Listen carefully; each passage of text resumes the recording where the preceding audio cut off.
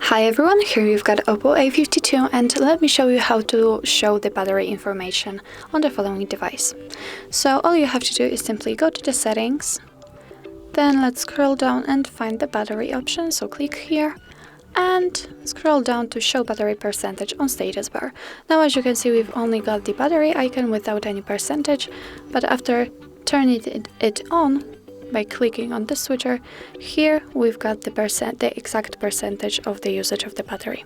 If you want to turn it off and simply leave only the battery icon, simply click on the switcher and it got back to normal.